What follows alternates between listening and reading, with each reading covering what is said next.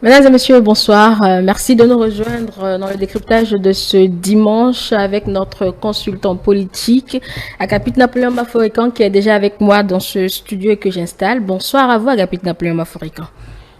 Bonsoir Angèle, bonsoir à tous nos spectateurs, bonsoir à tous ceux qui nous suivent sur les différentes plateformes de la télévision.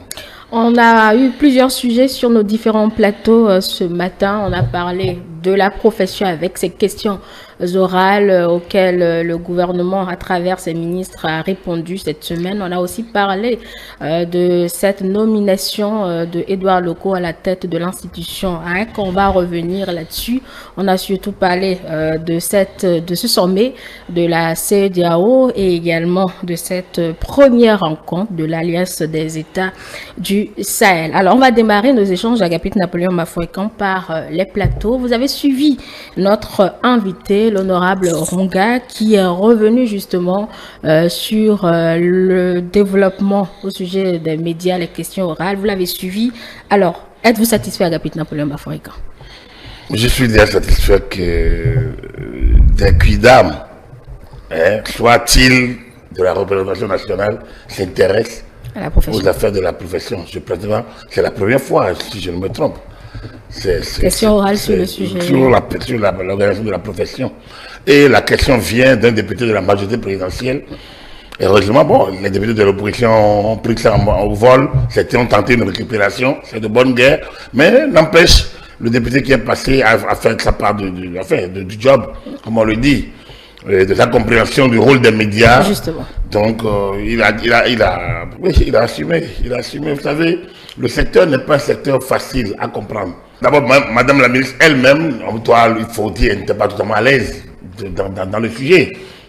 Donc, c'est pas si évident que ça. Comme je le dis toujours, depuis qu'elle n'est plus absolument ministre de la communication, elle est orientée sur la digitalisation et le numérique. Et ce secteur n'a rien à voir avec les médias. C'est ouvert. Donc, sauf les médias peut-être en ligne, digitaux. Même là, elle gère pas ces médias en ligne. La preuve, je ne lui connais pas un seul journaliste, conseiller technique. Donc du coup, il y a de la communication par là, mais il n'y a pas de conseil technique. Donc du coup, il n'y a pas de médias. Et la communication, c'est un vaste champ qui parle de l'enseignement, qui parle des moniteurs, qui parle de tout. Tout le monde est communicateur. Donc du coup, c'est pas nécessairement les journalistes. Non, c'est vous dire que, et que, en réalité, il n'y a pas que les honorables et autres là, qui peuvent ne pas connaître le secteur. Même nous, quand moi, il m'arrivait d'aller au tribunal quand on était en tant qu'opérateur, en tant que directeur de publication dans une certaine vie, il y a des juges qui ne connaissent pas. C'est un droit spécial, le droit des médias. Ils ne sont pas particulièrement orientés sur le droit des médias. Le droit des médias est un droit spécial, tout comme maintenant le droit des affaires domaniales. Ouais, maintenant, il y a un cours spécialisé sur la question. Le droit des médias est un droit spécial parce que il y a plein de choses qui sont spéciales aux médias. La preuve, l'exception de vérité, la non-mise en détention préventive d'un journaliste, ainsi de suite. Il y a des choses qui ne sont pas ordinaires dans le droit commun, qu'on retrouve dans le droit des médias. Donc, du coup, dans l'orientation, dans l'opérationnalisation, beaucoup estiment médiatique tout ce qui est publié. Les gens ne savent pas que dans les médias, il y a plusieurs types de secteurs. Et les gens ne savent pas que l'exercice que nous faisions fait partie du travail des médias. Le rôle de la collecte également. Décrypter l'information, expliquer l'information, informer, éduquer, distraire, qui sont des fonctions ordinaires et disons générales qu'on reconnaît aux médias. Donc, beaucoup ne savent pas que le fait sacré que le commentaire est libre et que donc le même fait, vous pouvez le commenter de plusieurs manières. Et ainsi de suite. Donc, le secteur est encore ouvert, très ouvert, non connu. Et tout le monde se permet donc de s'inviter dans le débat des médias sans vraiment connaître le secteur. Lui-même, secteur, il est très peu vendu. Il est très peu vendu depuis que tout est devenu numérique, où chacun est devenu son directeur de publication, de tout. Donc, où chacun est devenu producteur de l'information, diffuseur de l'information, consommateur de l'information. Tous les Béninois font l'information et tout le monde se croit possible. On ne produit pas l'information, l'information elle est là, Agapit Napoléon. Non, les gens, mais il y en a qui produisent et qui diffusent même. Ils créent l'information. Ils créent, ils produisent, ils diffusent. Et eux-mêmes. Donc, ça veut dire que finalement, c'est devenu un peu la plateforme générale, l'entrée de la profession. Non absolument réglementé, même avec le code de l'information et de la communication. Quand j'étais à la HAC, nous l'avions réglementé par une loi sur la carte de presse en septembre 2005. Mais tout ça semble obsolète aujourd'hui. Même le code de l'information de 2015 semble obsolète aujourd'hui. Même ce code semble obsolète aujourd'hui. Alors, les députés ont octroyé, il y a 2 ans, une revue, enfin, de la loi organique. Là aussi, elle s'est obsolète, pratiquement. Parce que, justement, c'était taille sur mesure, c'était un truc subrepticement fait, et donc, cela n'a pas donné les résultats. En fait, ce secteur mérite encore. C'est curieux que ce soit le chef de l'État qui est le premier à sonner l'alerte. Et c'est ça que beaucoup voient peut-être pas trop. Bon, ça, il le devait à la profession, puisque en campagne... Il doit tout à tout le monde. La profession n'est pas unique. Et normalement, il appartient aux professionnels d'être les premiers défenseurs, les premiers à élever la voix, à attendre de lui. Mais 5 années durant, rien ne s'est passé. Rien ne s'est passé. Il a parlé sur sa réélection. Et même là, les médias sont restés à tonnes. Personne, tout le monde est content.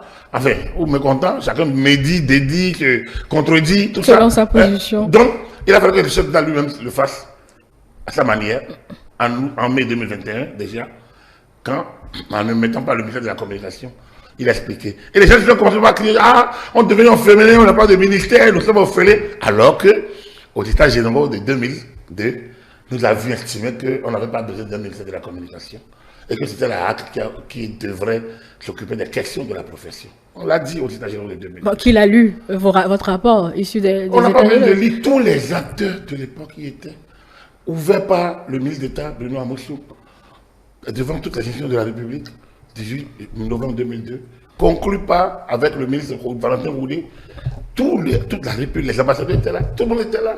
Oui, mais... Donc, les acteurs de la profession y étaient. La HAC a reçu le rapport, la HAC deuxième mandature, avec Timothée Adalin et le doyen Noël Alagbada, le doyen Fernand Zapota, le doyen Marcelin Eloubadé. Donc, à l'époque, fait pas à leurs âmes, sauf à Alagbada, que nous conservons joie et jalousie, et que nous espérons nous rester encore longtemps, parce que aussi c'est une mine sur laquelle on va revenir. Donc, si, quand nous disions ça, nous avions estimé qu'il fallait extirper certaines fonctions de la HAC à l'époque. Et c'est le doyen Gbota qui nous dit ne ouvrez pas la boîte à Pandore parce que les politiques vont rentrer dedans. Effectivement, lorsque vous avez vu la révision de la révision de la loi organique qui a eu lieu en 2022, vous avez vu, en même temps, on a transformé le communicateur en personnalité. Donc, vous voyez que c'est ça le vrai problème des médias. Tout le monde parle, tout le monde se rue dedans. Et c'est là le drame. Aujourd'hui, le sujet est sur tapis avec cette nomination d'Edouard Loko. On a cette question ou ces questions orales sur le sujet. Est-ce qu'on peut dire aujourd'hui à Agapit Napoléon Mafrican que c'est la saison des médias? On peut le dire. Je parlais du chef de l'État en mai 2021. Et c'est encore lui, en janvier 2023, qui charge la HAC. Et la lettre de mission, quand vous le lisez, elle est claire. Entreprise de presse. Journalistes qui vivent décemment de leur profession. Réforme osée.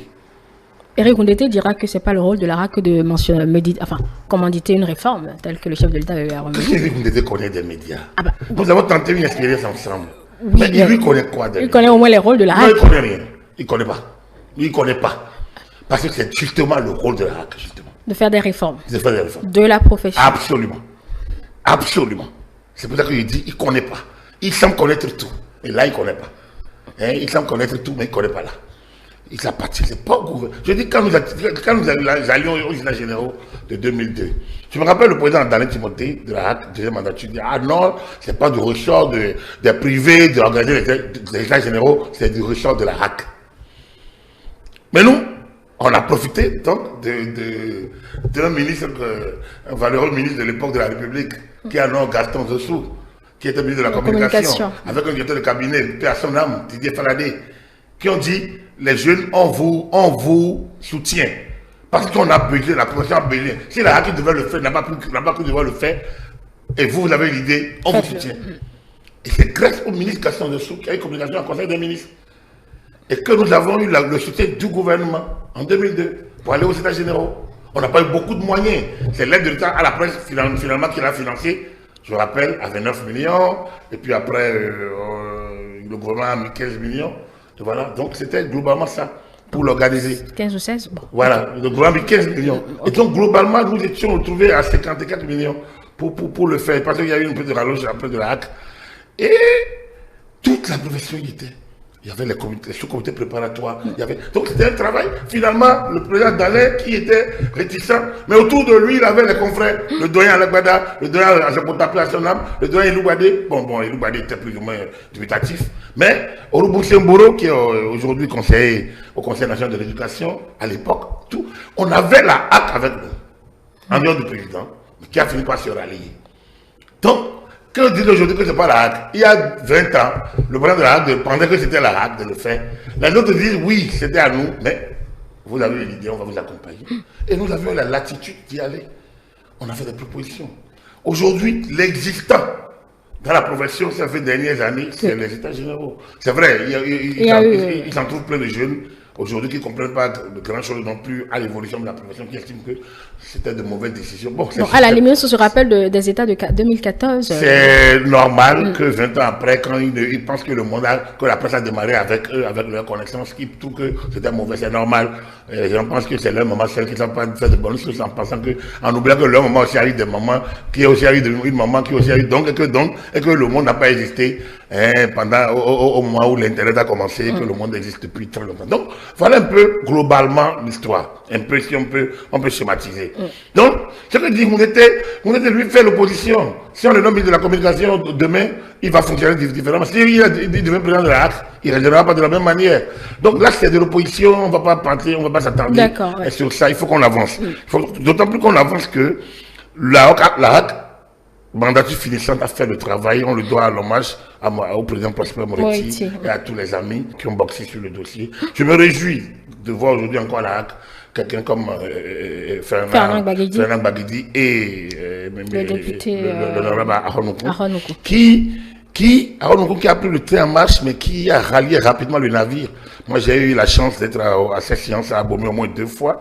J'ai vu comment ces deux, avec cette maîtrise, donc déjà ils ne sont pas de la profession, mais ils avaient une telle maîtrise déjà de ces affaires que c'est rassurant. C'est rassurant qu'ils reviennent aujourd'hui avec Armand Oussou, le vice-président.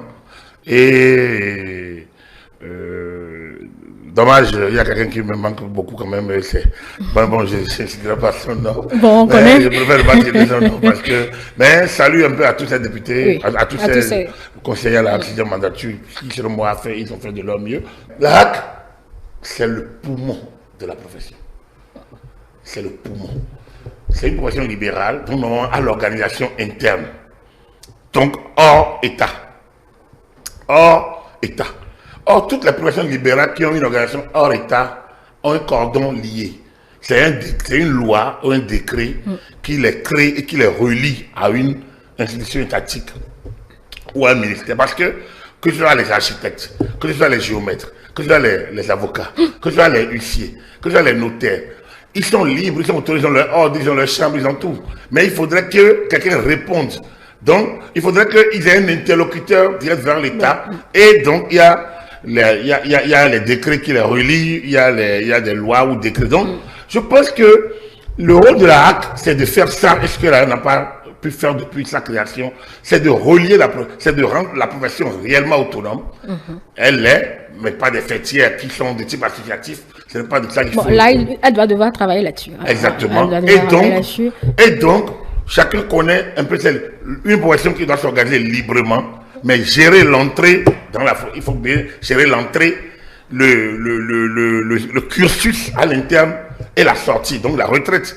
Aujourd'hui, nous sommes d'une génération, pratiquement 30 ans, on n'a pas de retraite. Parce que justement, vous n'avez pas eu un contrat normal par-ci ou par-là, vous êtes sorti, vous êtes rentré, vous êtes sorti, vous êtes rentré, donc du coup, très peu ont une retraite. De cette génération-là, de génération qui, par exemple, quand je prends ceux qui ont commencé mai 94 à le matin, ça fait 30 ans. Ah oui, dizaine, ouais. Voilà. Donc, ça fait que si on était dans la famille, on serait retraité, normalement. C'est la génération des locaux. Michel Chan, moi j'ai rallié un an, Tchachat encore, moi j'ai rallié un an ou un an un peu après. Donc, c'est dire que il faut régler l'entrée, l'évolution, la sortie, la gestion de la carrière. Il faut le faire. Ça n'existe pas aujourd'hui. Nos amis qui sont dans le service public, ils sont d'abord journalistes. Il faut qu'ils aient un matricule qui fasse de journalistes. Maintenant, ils veulent servir à la fonction publique. Ils décident d'y aller, ils entrent, ils ont un contrat. Parce que servir l'État, le journaliste, c'est une fonction libérale. Servir l'État leur donne, c'est librement qu'ils entrent dedans. Bien sûr. Ils ont leur vol, ils ressortent, ils continuent. Ils sont journalistes d'abord, ils décident de servir l'État dans le service public. Ils ont d'autres postures. Parce que servir l'État, c'est une posture en ligne éditoriale. Servir un privé, être journaliste à l'Humain Christi, par exemple, et télévision catholique, Oui. ou à TV Maranatha, c'est une posture. Il y a vous êtes obligé, en tant que journaliste, vous êtes d'abord chrétien, des églises évangélistes, non? Comment ils appellent ça? À Maranatha. Oui, je pense que c'est un groupe de congrégation. À Maranatha, vous êtes à l'Humain Christi, vous êtes d'abord, même si vous n'êtes pas chrétien catholique, vous devrez avoir une foi quand même. Vous devrez, non, pas nécessairement votre foi, on peut ne pas, mais on vous impose la ligne. Le comportement, vous devez, si on vous dit de vous marier à l'église avant d'être, si vous demandez votre livret de catholicité, que vous faites vos délais de culte régulièrement, que vous payez votre confession pascale et que vous êtes marié à l'église, à défaut de dire je ne veux pas me marier, vous voyez. Maîtriser la doctrine, au fait, c'est ce que je cherche. Voilà, épouser la doctrine, exactement. Tout au moins, s'engager à respecter la doctrine. C'est la même chose que celui qui travaille dans le service public. Je suis journaliste, professionnel, libre, mais je décide de travailler pour l'État.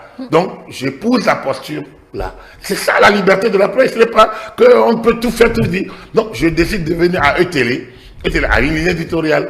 J'accepte la ligne, je signe la charte, je viens de la presse. Mais je peux sortir parce que j'ai un numéro, j'ai un acte de prise de service, j'ai une évolution et à certaines années, en ayant montré un certain nombre d'accomplissements professionnels, je dois atteindre un certain seuil. Donc, on ne peut pas engager quelqu'un comme Angèle Toboula, dans 5 ans, dans la même manière qu'on engagerait quelqu'un qui vient de sortir de l'école. Et les rédactions doivent avoir ces postures-là. On ne peut pas être rédacteur en chef quand on n'a pas tel accomplissement. Or, ce n'est pas le cas aujourd'hui. Tout simplement parce que la profession n'est pas régulée de cette manière-là. Les actes qui ont succédé ne sont pas entrés dans l'organisation de la carrière, mais on fait une régulation plutôt administrative. Mais je pensais qu'il y avait eu une convention collective, elle n'était pas si taiseuse là-dessus. La HAC a travaillé à accompagner les organisations et la convention collective était l'un des chantiers des États généraux de 2002. D'accord. Mais les organisations créées en 2002 étaient de type associatif et l'UPMB devrait adhérer à une centrale syndicale, mais ça ne suffit pas. En quoi la centrale va imposer qui est recruté à LC2, à Canal 3 et autres. Donc, il y avait des insuffisances à l'époque dont nous n'étions pas nécessairement conscients et qui doit aujourd'hui, avec l'évolution, devrait se corriger. Mais aujourd'hui, on doit avoir un acte d'entrée dans la profession, de sortie, de gestion de carrière. Un organe qui ne peut pas, vous avez un directeur de publication qui doit avoir un certain nombre d'années d'expérience avant d'être DP.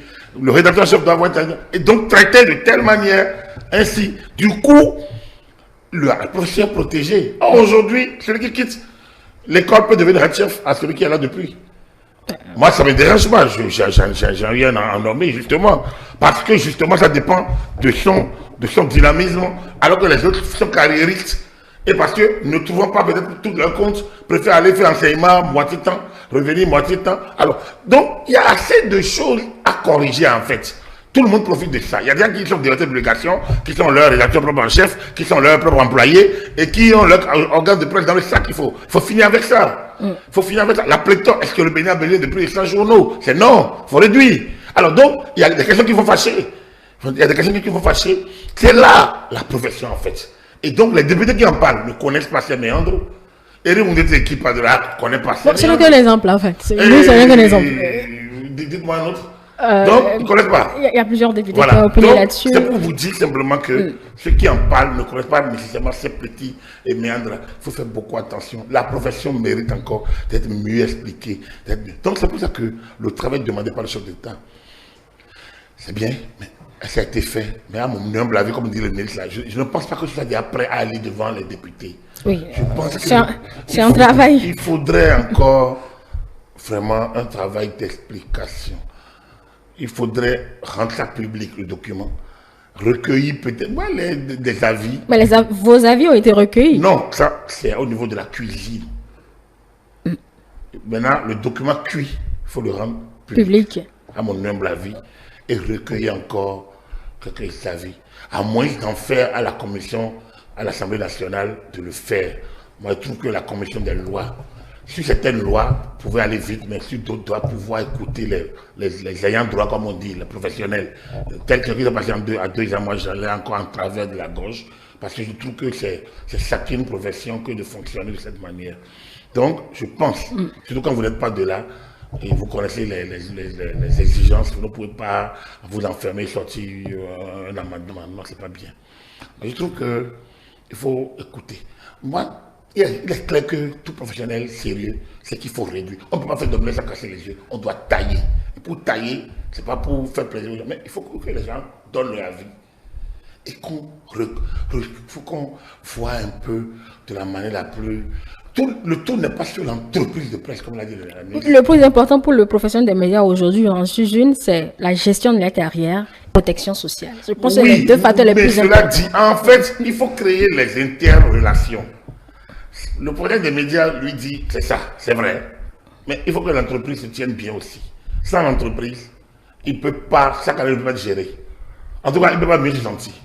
Parce que quand on dit qu'il faut payer la convention collective, alors, évolutive, l'entrée et la gestion de carrière. Alors, il faut qu'on exige du journaliste aussi un certain nombre de postures, bien sûr, de comportement. Ce qui n'est pas le cas aujourd'hui nécessairement. Il y en a des journalistes bien formés, il y a un diplôme, mais qui ont un niveau totalement bas, ne peut pas lire l'information, ne peut pas analyser l'information. Alors, un niveau de culture totalement désagréable. Alors, un jour, aujourd'hui, on ne peut pas. Vous allez devant une conférence de presse, mais il ne peut pas poser de questions. Il pose 3 questions, il répond en même temps. Alors, l'interlocuteur les regarde, mais ça fait honte à la profession. Donc, c'est pour ça que je pense qu'il y a un ensemble. Offre de formation, gestion de carrière, donc entrée, évolution et sortie de la profession. Et l'entreprise qui accueille. Si on ne fait pas l'intercorrélation de ces 3, on ne réglera pas le problème. Le problème n'est pas que l'entreprise. Si vous donnez du poids à l'entreprise, l'entreprise peut jouer encore dedans pour ne pas avoir des journalistes de bien, de bonne facture. Si on ne les forme pas bien, aujourd'hui on forme des JRI, journalistes reporters d'image. 90% n'arrivent pas à tenir une caméra, à aller aller tourner, monter et laisser les PAD. Là, il faut interroger la formation. Alors, journaliste reporter d'image, le journaliste de la presse écrite. Bon, lui, aujourd'hui, même avec les Android, il arrive à faire les images. Mais alors que devient les photographes de presse, la photo de presse est tout sauf fort. Une œuvre amateur. Oui, pour des petits séminaires, on peut faire des grands, on peut utiliser l'Android. Donc, je pense que l'offre de formation doit pouvoir refléter les besoins actuels. Nous sommes dans un monde en devenir. Nous sommes dans un Bénin qui se transforme. Est-ce que les journalistes suivent le mouvement? Non. Ils ne suivent pas. Ils ne savent pas combien de journalistes ont lu le programme d'action du gouvernement. On peut compter. Oui. Le 1, ils ne savent pas. Le 2, ils ne savent pas. Ils pensent qu'il s'agit de faire de l'opposition entre Adjavon, Talon, je ne sais pas comment qui encore. Et que c'est ça. Avant c'était Soglo Humbedi, après c'est Yahi Soglo, ou bien Yahi Humbedi. Aujourd'hui maintenant on fait Humbedi. Là maintenant c'est. Non, c'est Yahi Talon. C'est Yahi Talon. C'est pas ça le journalisme. Le journalisme, c'est pas ça. Donc, il y a toute une mentalité à refaire, à recréer, à repenser. Une nouvelle dynamique à mettre en place. Là, la fumée blanche n'est pas pour demain. Et donc, vous comprenez que ce qui est passé au Parlement, je l'ai dit, c'est bien, on a ouvert le champ, mais il a resté tellement de questions, aussi bien la ministre qui a porté la parole que les autres.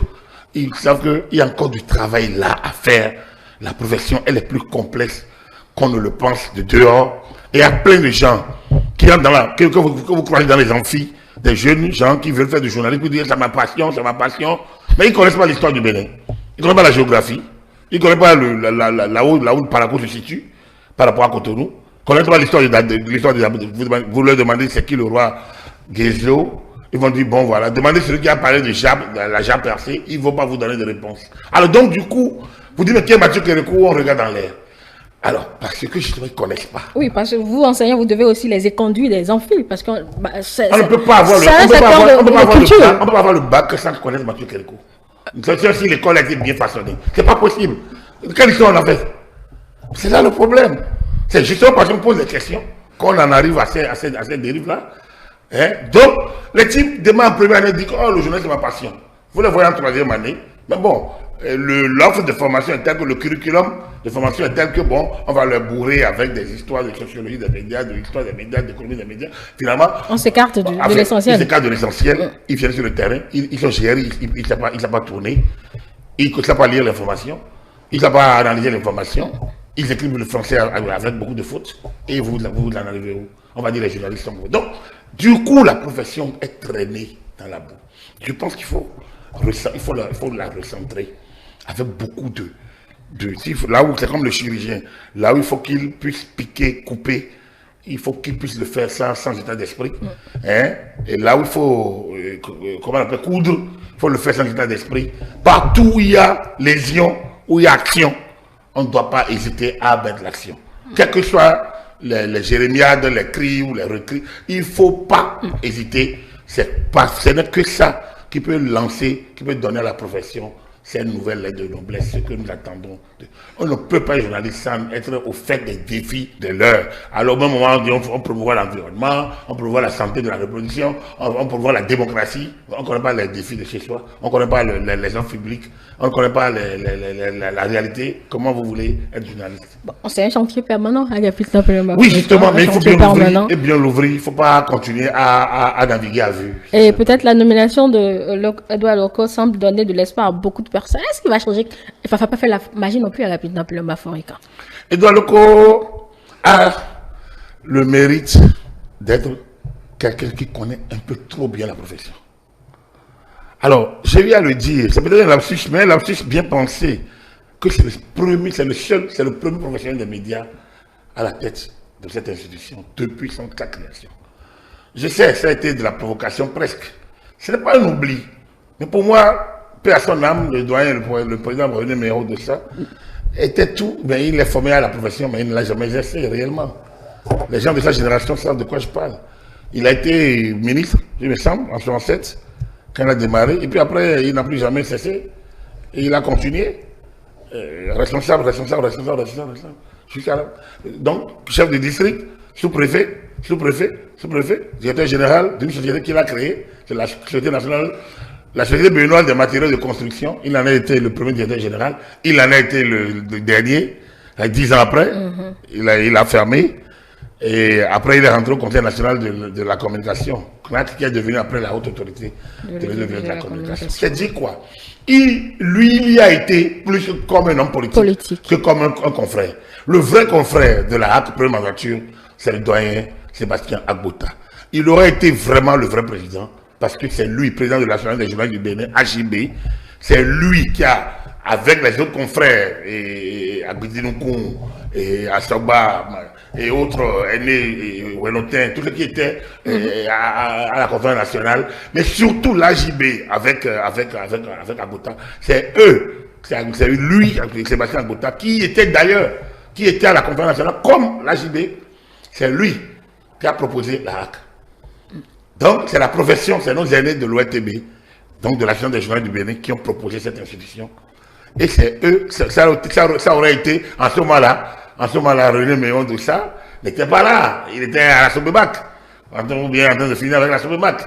Donc, en clair, je le dis, Edouard Loko, c'est le premier professionnel des médias réellement à prendre la tête de l'institution. Qui a pratiqué. Parce qu'il a pratiqué, comme je l'ai dit, de sac au dos, comme on dit, de départ, depuis le collège, mural, jusqu'au sommet, vice-président, il y a 10 ans. Donc, rédacteur en chef, il y a 30 ans, quand je dis le matin, il en a été le rédacteur en chef. Hein, un an après. Donc, Edouard Loko, à 29 ans, il était rédacteur en chef de Le Matin.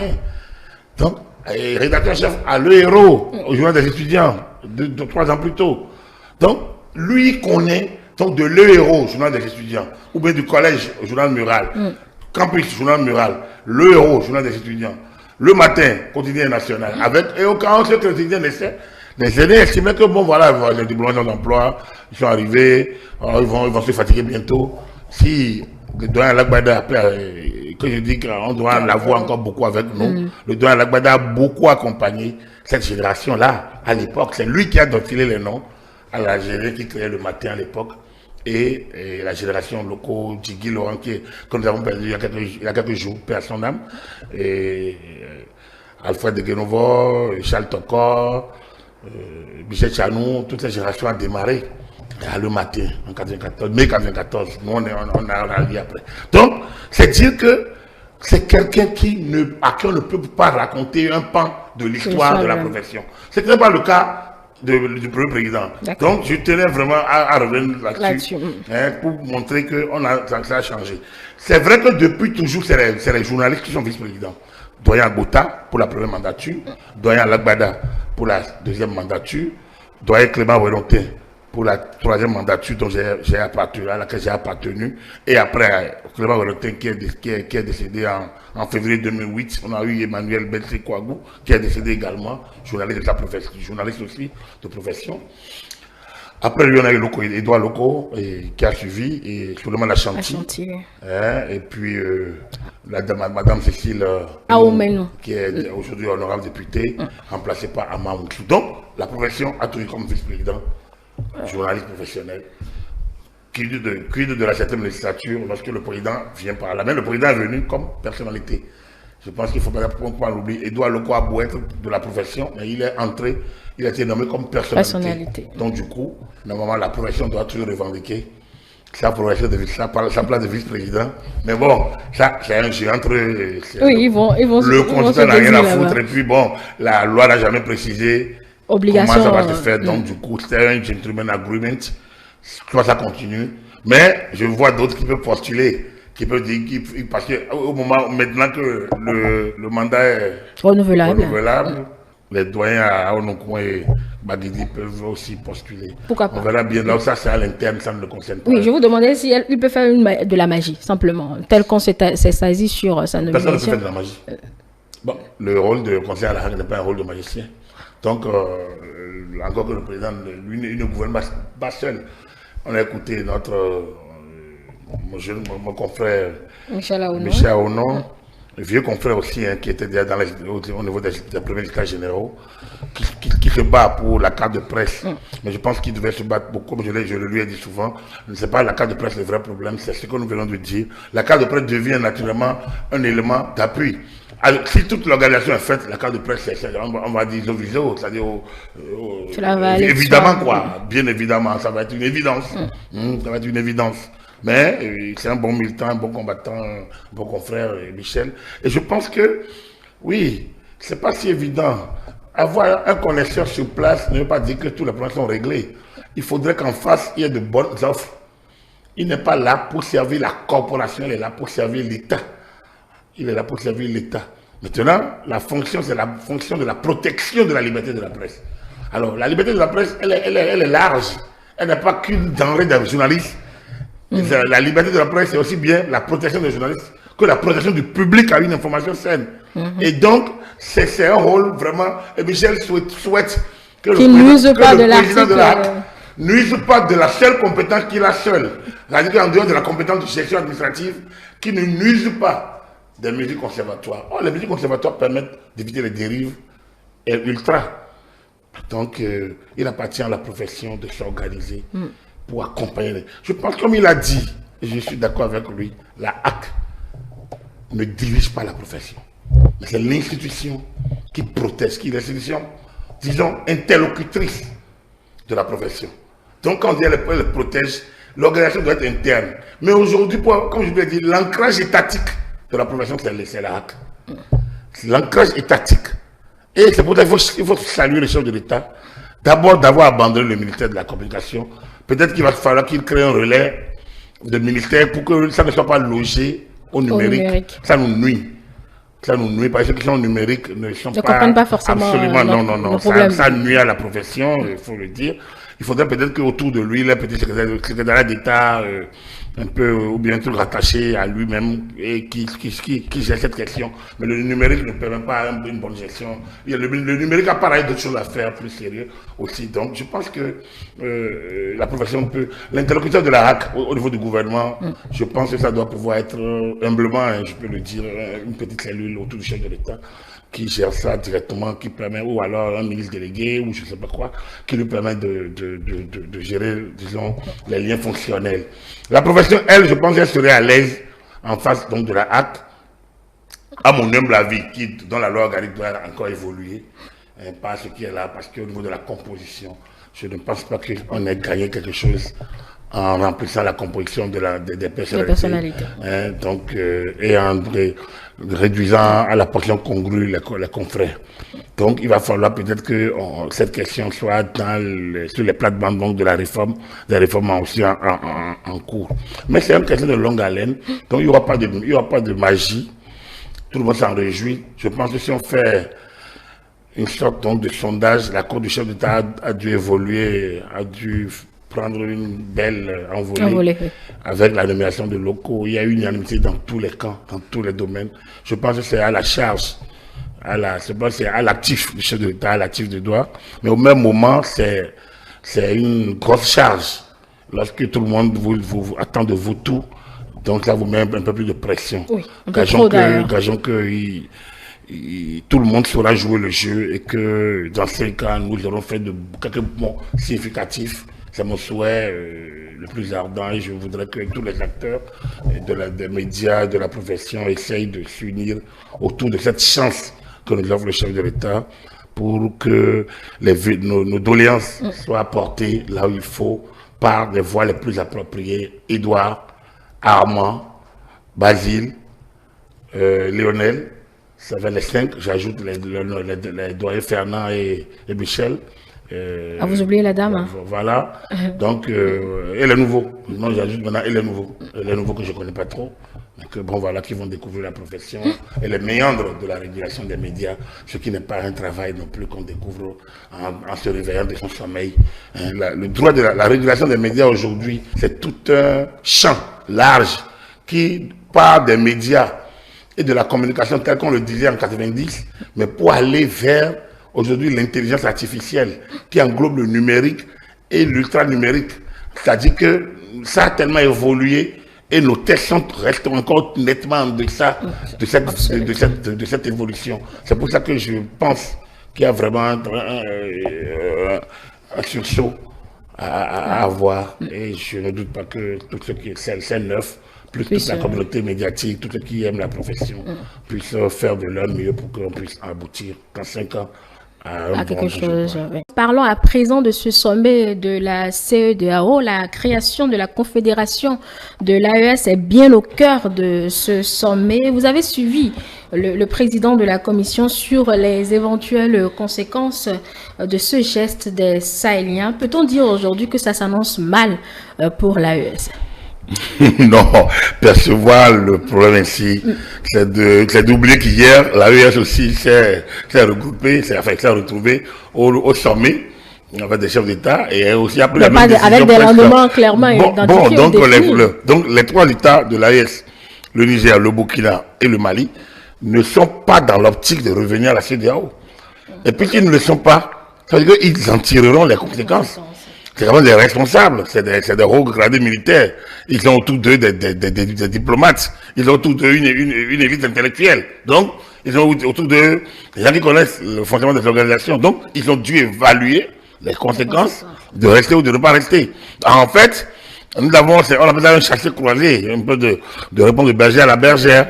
Et en écoutant aujourd'hui le président Touré, le docteur Touré, le président de la commission de la CEDEAO, on se rend compte simplement que la CEDEAO aussi est en train de tirer les conséquences. En réalité, tout le chapelet des avantages que perdrait l'État du Sahel, je pense que c'est un aveu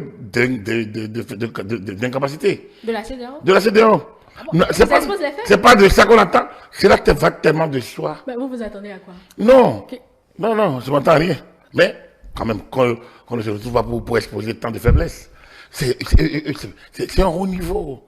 La CEDEAO, c'est quand même la meilleure organisation sous-régionale de l'Afrique, avec tellement d'expériences assez intéressantes, mais qui, à mon avis, perd les boussoles, à mon humble avis. Mais c'est pas pour. Mais raconter ce que les gens vont perdre alors qu'ils ne sont même plus là pose un problème. Un rappel.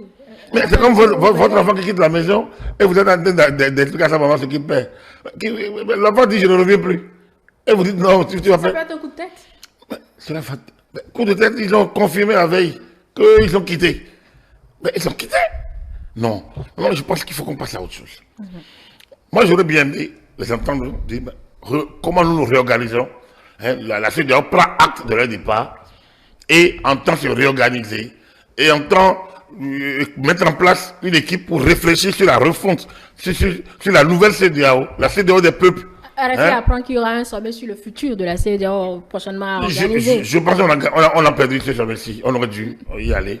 On aurait dû y aller parce que, honnêtement, on n'a pas appris les autres en adversité. On a à composer avec eux. Les logiques sont terminées. Les occasions ne sont pas faites pour rester aussi tangibles. Il y a eu Brexit aux États-Unis. Et la Grande-Bretagne a quitté. Mais la Grande-Bretagne n'est pas l'ennemi de l'Union européenne. Je pense qu'il faut qu'on quitte l'émotion nègre pour venir à la raison, Hélène. C'est-à-dire qu'on apprenne à raisonner, à discuter, à comprendre que les autres s'en vont. La parabole de l'enfant prodige, ça existe. Certes, mais... Bon, donc, laissons-les. Est-ce qu'eux, ils ne pensent pas au peuple, justement, Gabi? La CEDEAO ne pense pas au peuple parce qu'on parle d'immigration, justement, des citoyens qui pourraient être très compliqués pour ces ressortissants qui sont dans les autres pays de la CEDEAO. Les ressortissants de qui? Des Sahéliens. Mais ils vont gérer. Attendez, la Guinée n'est pas dans l'UEMOA. Non plus c'est états là sont encore dans l'UEMOA, à moins qu'on me dise que l'UEMOA s'est arrimé à la CEDEAO. On verra bien. Mais ces trois états utilisent le franc CFA, ils ne l'ont pas encore abandonné. Alors donc même l'écho dont on parle, pour le moment nous sommes on est encore à l'UEMOA avec le franc CFA. Oui. Donc tout ça, je ne sais pas quand ils ont parlé des 4 organisations que perdrait Ouaga, le Burkina, je ne sais pas si l'UEMOA est dedans. Pour moi, l'UEMOA n'est pas l'appendice de la CEDEAO, mais depuis quelque temps, l'UEMOA suit un peu la CEDEAO. Donc, il va falloir attendre pour comprendre quelle est la logique de l'UEMOA. L'UEMOA perdrait ainsi 5 et 3 des 5 et 3 des 8, il restera 5. Alors, je ne sais pas qui perd. Nous avons besoin d'aller à Niamey, d'aller à Bamako et d'aller à Ouaga. Ça veut dire que nous-mêmes, ressortissants de la CEDEAO, si on applique le visa aux autres, il y aura la réciprocité. Absolument. Bien. Donc, mais le Bénin, lui, a ouvert son champ à tous les États africains. Donc, du coup, la pratique au sein de la CEDEAO n'est pas la même. Le Bénin applique une exemption de visa pour les pays africains. Alors donc, ça veut dire que ces 3 pays peuvent venir au Bénin sans visa. Donc, du coup, ce que dit... Dans ce sens, le Bénin ne va pas s'arrimer à la décision de la CEDEAO. Normalement, le Bénin est un État souverain. Bien sûr. Donc, le passeport CEDEAO ne marchera pas entre le Niger et le Bénin, mais le passeport nigérien suffit pour entrer au Bénin. Normalement, sauf si je me trompe. Donc, c'est-à-dire que tout ça est encore... C'est pas si compliqué, c'est pas si simple. Il faut simplement que... Il y a maintenant les 2 États, les 2 organisations doivent discuter. Et il faudrait que nous changions de paradigme. Je pense que l'exécutif qui est au niveau de la CEDEAO doit quitter. Pour moi, clairement. Là, vous êtes raciste. Si l'exécutif, l'équipe du docteur Touré doit quitter, il faut que le Nigeria progresse. Il faut que le président Tinubu et les chefs d'État pensent, maintenant il reste 12 pays, pensent à établir une nouvelle dynamique, mettre en place une nouvelle équipe. Plus fougueuse, à mon avis, plus rêveuse, hein, beaucoup plus en emphase, totalement décidée à braver les réalités d'aujourd'hui, à les affronter, à les confronter, à aboutir au résultat. On ne peut pas continuer à parler dans le passé. Et donc, les enfants politiques ont décidé de partir. Aidons-les. Considérons que c'est peut-être la crise d'adolescence ou de jeunesse. Eh bien, aidons-les. Ils ont dit, ils partent. On tire les conséquences de leur départ. On ne fait pas la porte, mais on considère qu'on n'est plus ensemble. On discute des modalités de rupture. Et puis c'est fini. Pour moi, il n'y a pas de drame. Mais les peuples vont toujours cohabiter. ces pays ont des frontières. Nous avons frontière avec le Burkina, nous avons frontière avec le Mali, le Niger. Des pays ont des frontières avec le Mali, le Sénégal par exemple, et autres. Donc, on accepte la Côte d'Ivoire aussi. Donc, c'est pas la fin. Les peuples vont cohabiter. Il faut gérer ça. Voilà. Donc, pour moi, je pense pas que la CEDEAO ait pu progresser vraiment, ait pu comprendre ce soir. Mais bon, c'est ce dimanche 7 juillet. Mais j'espère bien qu'ils vont rattraper le temps et passer, et gérer peut-être l'esprit d'un passer à autre chose. Je pense qu'il faut tenir compte désormais de l'AES. Si l'AES tient, tant mieux ou tant pis. Si l'AES ne tient pas, mais tant mieux ou tant pis. Alors donc, basta. Oui, bon, pas basta. Malgré ces coups durs, Tinubu est reconnu président de l'organisation régionale. Oui, dans la confusion actuelle, il n'y a que lui, d'ailleurs, il y a des présidents qui n'y étaient pas. Donc, il gère sa merde, au fait. Non, c'est pas, non, du tout. Non, je pose la question. Non, pas du tout, pas du tout. Je voulais dire qu'il n'y a pas de merde. Pour moi, il y a une évolution d'une situation qu'il faut prendre en compte. Un diplomate ne s'emballe pas. Il prend en compte la nouvelle situation. Un décideur ne s'emballe pas. Il prend en compte. Vous voyez, des logiques qui ont duré des décennies et qui ont changé. L'histoire des partis uniques, 88, 89, les conférences nationales. Mais sa suggestion est toujours là. Oui. Le clan Yadéba est toujours là. Le clan Bongo, bon, on a été éjecté. Donc, ce n'est pas les conférences nationales qui ont éjecté les clans Bongo. Donc, c'est dire que ces choses-là trouvent certains, d'autres s'en sortent, d'autres ne s'en sortent pas. La CEDEAO est une organisation. Départ, 16 membres. Après 15 membres avec le départ de la Mauritanie. Donc, il y a trois qui s'en vont encore. Il faut peut-être qu'on réfléchisse sur comment faire pour être tangible. Avec les décisions à l'emporte-pièce, les protocoles à l'emporte-pièce, dans la fougue de ci, de ça, peut-être qu'il va falloir retrouver le mécanisme de se concentrer sur l'intégration économique que d'aller dans les trucs politiques. Ainsi de suite. Il y a beaucoup de chantiers à ouvrir, peut-être. Il faut, pour moi, je suis convaincu que la nouvelle charte de la CEDEAO doit pouvoir être soumise à référendum dans nos États. Et les grandes décisions doivent être soumises au référendum dans nos États. Donc, ça permet aux populations de se prononcer. Et donc, dès que c'est fait, on ne peut plus dire que c'est tel président qui a fait ça. Voilà, donc il faut interroger directement la population. Voilà, il faut qu'on évolue. 75, c'est quand même loin. Ça fait 50 ans. Ça fait 50 ans. Voilà, donc il est temps que l'Union européenne, l'organisation du charbon et de l'acier, ça a évolué. Ça s'appelle l'Union économique européenne. Après, c'est passé à l'Union europééenne. Donc, ces choses évoluent, c'est pas tous les mêmes. Ils ont démarré à combien? À 6. Ils sont passés à 12. Et aujourd'hui, ils sont près de 30. Donc, en fait, il n'y a pas à se morfondre. Il faut tenir compte de ça. Moi, je pense que les pays du Sahel, l'Alliance du Sahel, il faut les prendre en compte. Ils sont plus dans la CEDEAO. Ils sont pas nos ennemis. C'est nos frères. Nous avons besoin d'aller et de nous se déplacer à Bamako, à Ouaga, à Niamey, tout comme ils peuvent le faire chez nous. Donc, actons ces choses. Et que la CEDEAO se renforce autour des pays qui restent avec une cohésion, que les gens se parlent vraiment de manière franche et qu'ils prennent des décisions vraiment sur lesquels ils sont d'accord, et au besoin, on interroge la population.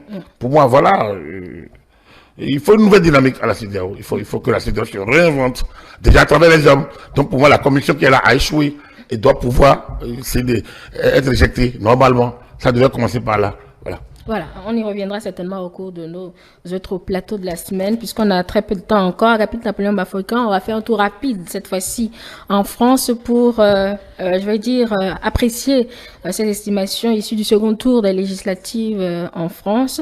La gauche, on peut dire, a gagné. Agapit Napoléon Bafouika avec le Rassemblement national en 3e position. Alors, est-ce qu'on peut dire aujourd'hui que Macron a eu raison de dissoudre le Parlement?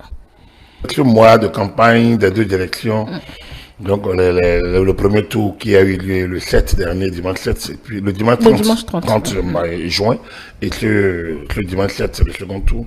Je pense que ça a quand même permis aux différents courants, forces politiques, de se mesurer, d'aller sur le terrain.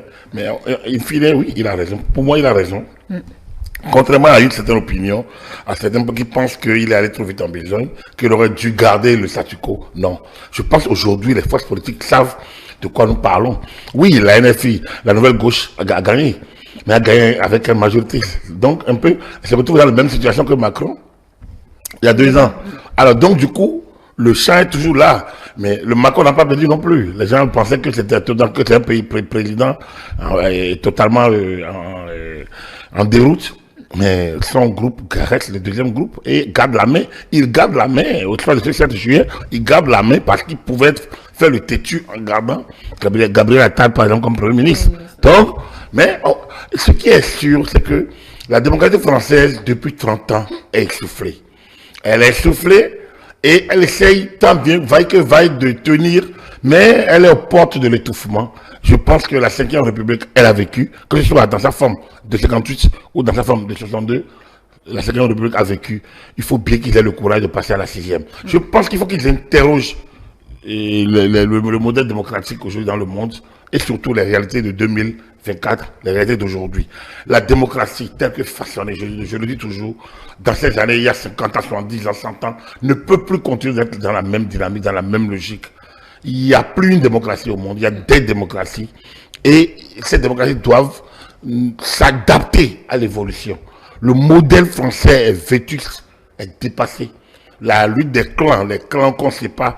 Je pense dans d'autres pays, la nouvelle gauche pourrait se mettre avec l'alliance, avec le RN et gouverner, et bien gouverner. C'est les deux, et ça fait que deux bonnes, ou bien la nouvelle force de gauche peut s'allier avec ensemble le groupe de Macron et gouverner également. Mais en France, tout est confusion, mauvaise pudeur, ci et ça. On a tellement envie d'être seul et on trouve tellement de mécanismes pour ça. Je pense que les résultats de ce soir doivent, pour ce dimanche 7 juillet, doivent penser aux Français de faire le pas. Il y a eu ensemble, avec Hollande, avec Macron, qui a permis à Macron de venir, comme je dis, Macron a ratissé,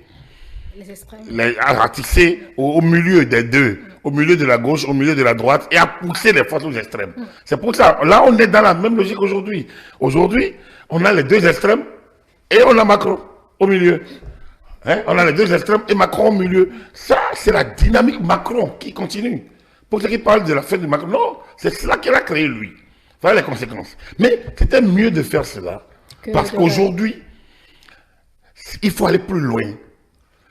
Soit il prend le courage de discuter avec le Rassemblement national, mais comme Bardella a dit qu'il ne veut pas, alors donc de regarder du côté de la gauche et de voir comment ils vont le faire. Pour moi, il faut que la France passe le cap des tabous, de cohésion, de gouvernance. La grande coalition, elle est allemande, le pays n'est pas à la traîne que je pense. Je pense que la France peut copier au moins ce modèle et l'adapter à son système. Faire le pas et oublier Charles de Gaulle et la constitution de 58 ça va leur et 62 sans nécessairement aller au référendum. Maintenant, s'ils veulent être cohérents, je pense qu'il aura tué la 5e République et passer à la 6e. Parce que ce qui est passé ce soir, à 3 ans de la présidentielle, je pense que oui, le Rassemblement national a doublé son score. C'est déjà un exploit. C'est déjà une évolution que si le système ne change pas, l'extrême droite va finir par gagner les élections. Merci à vous, Agapit Napoléon Baforican, pour ces analyses. Oui, on va suivre l'évolution de tout ça. Absolument. Demain, les transactions vont commencer. On verra bien clair. Est-ce que c'est Jean-Luc Mélenchon? Mais Mélenchon gouverne la France, c'est la catastrophe. Mais bon, nous, à 6 000 km, on peut dire tout ça. On va suivre ça de loin. Et toujours à 6 km, à 6 000 km. Oui, bon. On suit ça de loin. Pas le bien des ondes, pas les satellites. Heureusement, voilà. Oui, ça, c'est le bien que nous apporte le numérique aujourd'hui. Merci à vous, Agapit Napoléon Baforican. Merci également à vous, chers téléspectateurs, de nous avoir suivis. Vous pouvez retrouver notre émission en nouvelle diffusion ce lundi, après le bulletin de la mi-journée. Le décryptage est également disponible sur nos plateformes numériques, notre site internet, notre compte YouTube, eTélé Bénin. Téléchargez l'application eTélé Bénin sur iOS ou Android. eTélé avec vous, pour vous.